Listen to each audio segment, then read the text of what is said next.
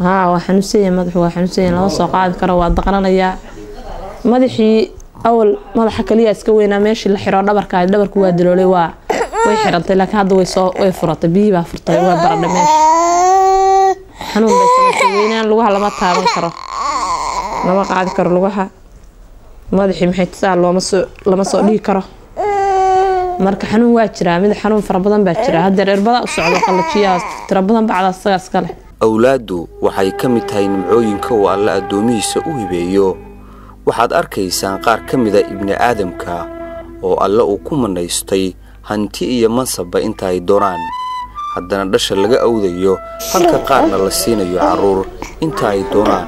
haddana lagu imtixaanayo faqri warwar adduun iyo awlaada oo xanuun looga jirrabo intaasi waa qayb ka mid ah imtixaanka ee ku ogaanaya samirka adoonkiisa Cabdullaahi Jaamac Faarax waa wiilkan aad aragtaan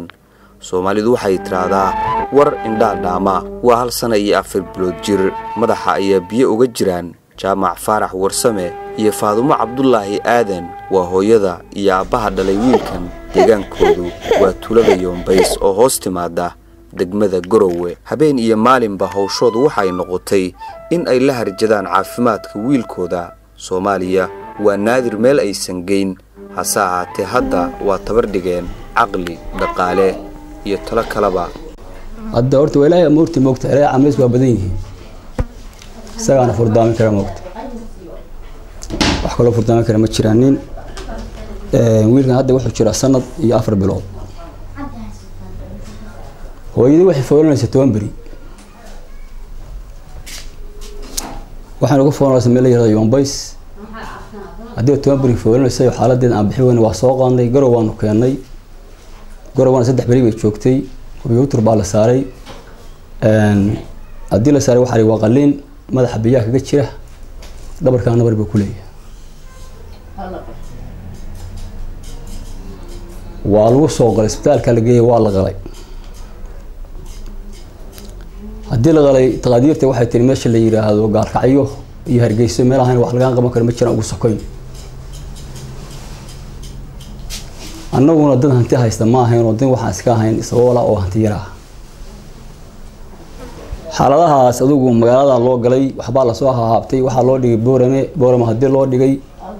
wiilkii waa dhabarka waa laga qalay madaxana tuuba la geliyay hadii dhabarka waa iska liimaan xoogaa si hore waa dhaamay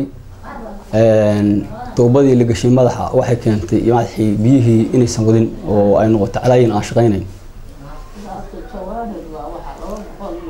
كوريانا وابلاوي إلى إنك واجد ولا شيء حلو أنت كده حمد حسوا كوريي مرة عافماد ما ساعة ير عافماد ما هي أبارة إسكدعي أنو هتم هين حاله هو إنه إحنا نقول عبد أنت حاشة واضح بينوت موت وحوي مرك إله إسلام بولوب بهاي هدي يعني وحنا نوصل بنقري بالشدة يعني إنه وحنا قلقبته وحي وحجرة أو إسلامه نكا أنا أول ما هين والله وطافي واقب بحين هوي أي مرتكو يهين وكويا لما قالت الجروة أيان كوب وقضي ومدى المسلمين تاع الصوماليات أي مجان ويهين الله كسكو عبد الله يرى نلول إيه قريبة وحا أقرن الله أيا قرنيا balse miyaysan noo muuqan in aan iska kaashano caawinta wiilkan yar qof walba oo waarid ah hooyo iyo aabe xanuunka labadan waarid haysta waa uu dareemi hooyo Faadumo malado gacmihii waa daaleen haddana waa hooyo uma jeedo duruufahaas waxay ku rajo weyn tahay wiilkeeda oo caafimaada Maxamuud Soo Faysale raadiyaha iyo telefishinka dawlad goboleedka Jubbaland Garowe